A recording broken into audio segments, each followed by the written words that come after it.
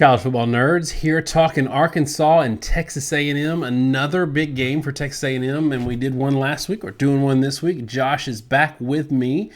Had a solo show for our live show Saturday night because Josh was on vacation, but he's back.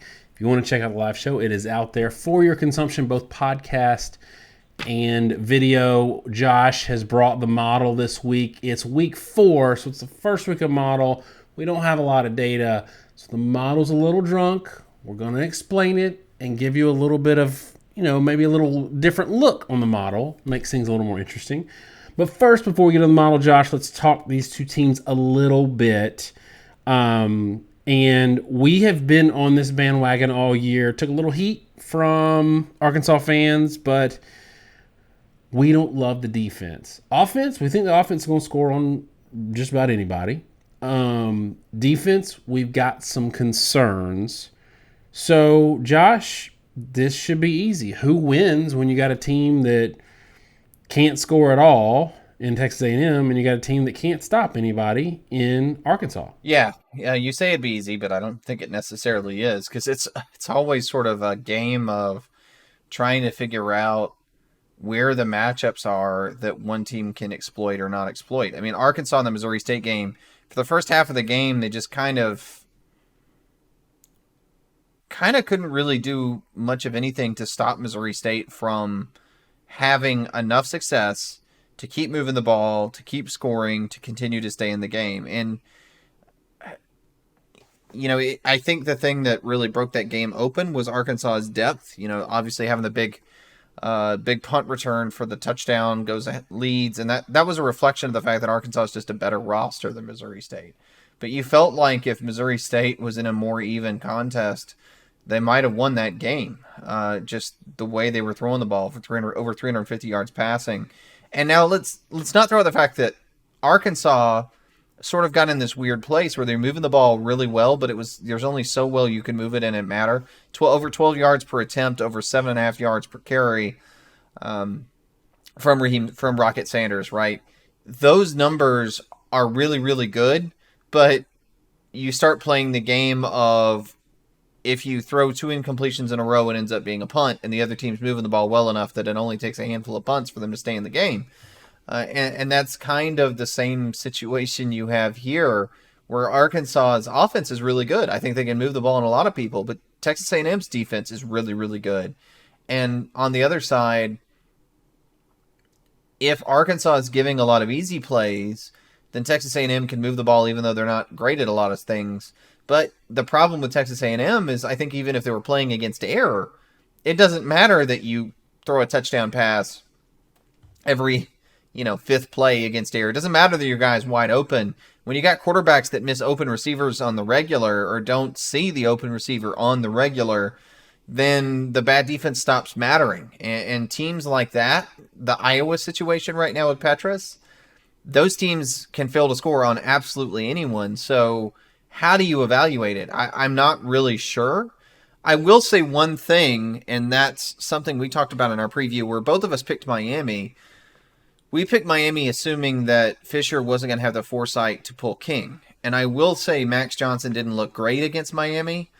I do think Max Johnson is better than Haynes King, or at least his ability to play sandlot ball and throw the ball downfield and do some stuff sometimes, even though he's also erratic as a passer. I do think he's a little more, productive, a little more creative, where Haynes King just felt like a robot that was going to stand back there and throw the ball 10 yards over somebody's head every play. At least with Max Johnson, I feel like A&M has some sort of shot. Do you think I'm crazy for feeling that way? I think that, and I noted somebody asked in the live show what I thought about it, and I felt like Max Johnson saw the field more, saw the plays open up a little more, had a little more command of what was going on. Now, that didn't translate to more points, although they were playing, a better team, a better defense. App State, people need to remember, they gave up 63 points in regulation in North Carolina. So scoring 17 on them was bad. I thought for whatever reason, the offensive line had much better run fits and opened up some holes for A-Chain that you didn't see a lot of earlier in the previous two games. but I think some of it is hidden, Josh, in that 17 points against Miami. 7 of those came from muff punts. They had 1 touchdown drive in the whole game. Miami had 9 points. They missed 2 or 3 field goals. I think they missed 2 field goals, and then they had some drops on that last drive, but they were in field goal range. So that's 9 points that they left on the board. Miami had 5 yards per play, had about 18 points worth of production if you count those what would have been field goals. Right around 4 yards per play for App State, and they had 17 points. So it seems like, and this is maybe where we get in the model, but it seems like A&M might yield a lot more points, or potentially at least a little more points, if somebody can get in that 5.5 to 6 yards per play range. My concern is A&M right now, it feels like about 17 points is their ceiling, even against bad defenses. Because I'm not sure Miami's a great defense.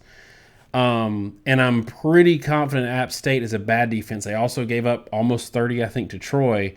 So, Josh, maybe segue into the model, but I think you got 2 models for us. Yeah, so the first model, as you said earlier, is kind of drunk. The first model here has Arkansas winning the game 56-14. Right off the bat, don't think that's realistic. But I'll sort of suss out why it came to that number and what it theoretically means. And the first thing to bear in mind is that it doesn't have the ability to take in the Missouri State data, because our model does not factor in FCS data. There's no way for me to meaningfully compare how an FCS team did against you versus how they did against other FCS teams. And because it's all comparative, the model just doesn't take in the data. I actually ignore it completely. And so first, that data point's gone. The other problem is that Arkansas in their other couple games has been pretty effective. But I think if you kind of look past a lot of that, you see a lot of similarities. Yards per play, A&M's actually 4.8 yards per play. Arkansas is at 4.6.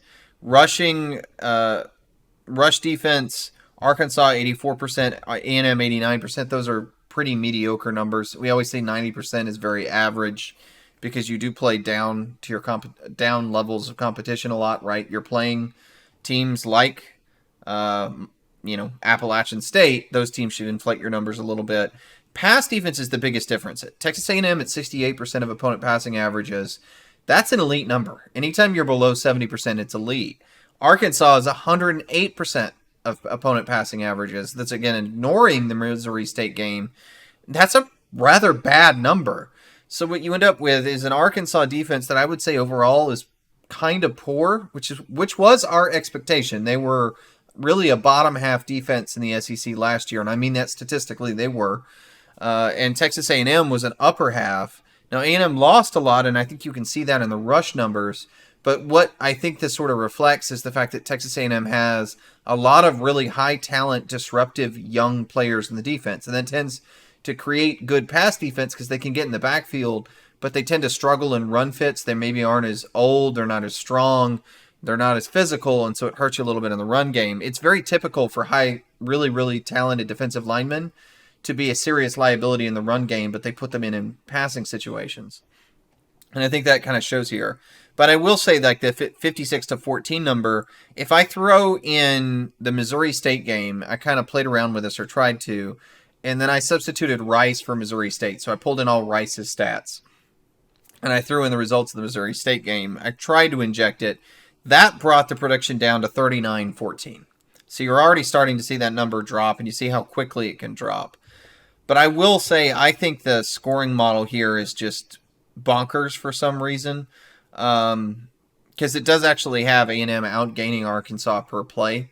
And again, the problem is it's 2 games each. And so we're week 4, but there's only 2 useful games of data for both teams. Give it this game, and I guarantee you the model will greatly even out by the next one. And 2 weeks from now for these 2 teams, it'll kind of hit its rhythm. But it usually takes about 4 games of meaningful data for the model to make sense. But I think maybe rather than looking at the score, 56-14, maybe pay more attention to the yards per play, which is 4.9 to 4.6 in Texas A&M's favor. And based on A&M's defense so far this year, that 5 yards per play puts, and that's assuming they don't score any touchdowns like Miami, then that puts them right around 18 points. I think they're going to get in the end zone some, and I guess this segues me into my score prediction. I think Arkansas's got some real problems with their pass defense. Run defense is, at least based on who they've played, what they played so far, has been pretty good. I don't think they've played a team that can really run it, though. I mean, Cincinnati had 3.8 yards per attempt versus Miami of Ohio per carry. Missouri State didn't run against Arkansas. So, at least on paper, it looks like you got real concerns if you're playing a good passing offense and you're the Arkansas Razorbacks, but they're not this Saturday. They're not playing somebody who can take advantage of the huge glaring concern we have. So I think that A&M is going to get about their 17 points against this defense. I'll give them 3 more just because I don't love Arkansas's defense, but I'm not sure they can get much more than that. And I think Arkansas, who might stay around that 5 yards per play, that's Miami. That's Miami last week. But if they get in the end zone just one time and they can kick their field goals, then they're in the 27-point range. With this bad offense, Arkansas is going to get more opportunities. They're going to get more possessions, and I think they're going to get more points. They're going to get some short fields. Give me Arkansas 24, A&M 20. Tell me what you got. So I'm actually going to pick A&M. I'm going to pick A&M 27. I'll say 27-21. I think it's interesting that Texas A&M's favored in this game, despite all the hype on Arkansas as a top 10 team. And I think there's a lot of reasons to think that's the case. I mean, Van Dyke is a very good quarterback, and he was held to 5.3 yards per attempt. Now, I do think Miami without Restrepo has a bad receiving core. But Texas A&M's defense is really, really good against the pass. And Arkansas, for all the hype from their balance and the sort of their feeding the hogs reputation, is a more explosive offense than I think it is consistent on the ground. They make some really good run plays, but they're big explosive run plays. And I think they'll get those. I think they'll score 20 points. But I think the passing game with KJ Jefferson could really, really have issues. And I will say KJ Jefferson historically has struggled with really athletic defenses. On the other side of the ball, I think Arkansas has some limitations athletically on defense with Catalan out. Like, Bumper Pool's been a guy that's been around forever. Good player, heady player, not the most athletic. And one of the things that Texas A&M can bring to bear is taking guys like A-Chain, and they will use him heavily in the passing game. And I think that guys like Anais Smith, there are things that Texas A&M can do to exploit what I think is a lack of top-end SEC athleticism defensively. And probably somewhere some Arkansas fan is going to get offended, but I do think that's the reality. So, yeah, I think A&M has a very good chance of winning this football game. And I will go back and talk about something I tweeted on Saturday morning, again, just to make sure there's no Arkansas fan left on the face of the earth that actually likes me. There are a few teams that I felt like were in a bubble on Saturday morning. Those were Cincinnati, Arkansas, South Carolina, because those teams kind of all had played each other, and there were some competitive games there. Arkansas and South Carolina played a competitive game. Cincinnati played a competitive game with Arkansas, and everybody felt like, oh, they're pretty good because they had this expectation for Cincinnati and Arkansas. And I was like, I just, when I watched those teams, I got the feeling that they weren't that great. And what did we see? We saw Cincinnati play Miami of Ohio, and I think that game was like 17-all at the half. South Carolina got the doors blown off them by Georgia, and Arkansas was struggling with Missouri State. I will be honest, as I always am or try to be, I don't think Arkansas is a top 15 team.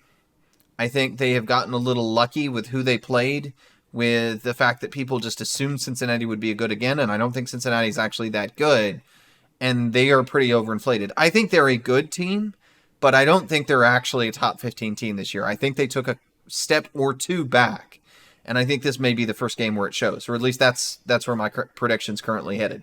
So hate me in the comments, but that's just honestly how I feel about it. Yeah, y'all in the comments, address your comments to Josh, not me, because I get enough A&M hate. I can't afford Arkansas hate too. That's not why I picked y'all, by the way. It's not why I picked Arkansas. I think they win this game.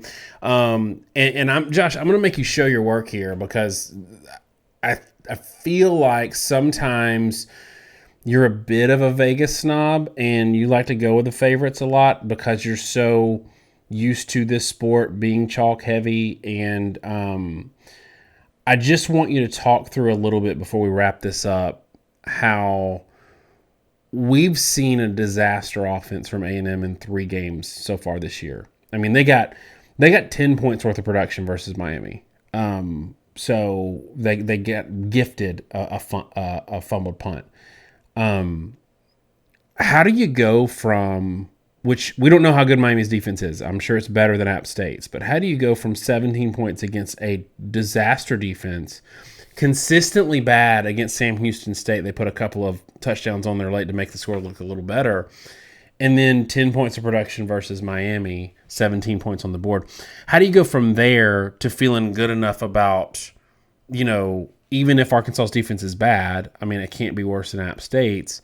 How do you feel good about them getting 27 points in this one? That seems like a pretty big jump. The answer is actually pretty simple. I actually think Miami's defense is really good.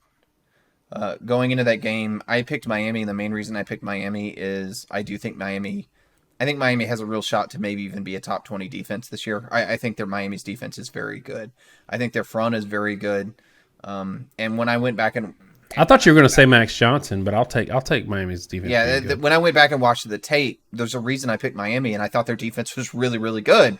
And knowing Haynes King was at that time when we did the prediction was supposed to be starting, I just didn't think Texas A&M was going to be able to score. Now, there were a lot of guys out on both sides of the ball, and it really messes with my ability to evaluate that game properly. But that's the short version of it. Is I think people just don't understand how good Miami is, and so that to me sort of explains how you can arrive at the conclusions I reached. And again, I'm chalk heavy because in this sport the favorites do usually win. They don't always win, but they do usually win. And if you want to pick straight up, and you want to have the best record, pick the favorite. Pick the favorite every time, except for I see people that pick pick games straight up, and they'll have a list, right? And they'll pick like 4 upsets in a given week.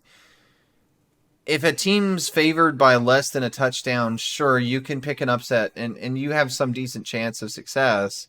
But just blindly picking, if you pick favorites in a college football pool, and I played with this game one time in a big pool I did years ago with some other people.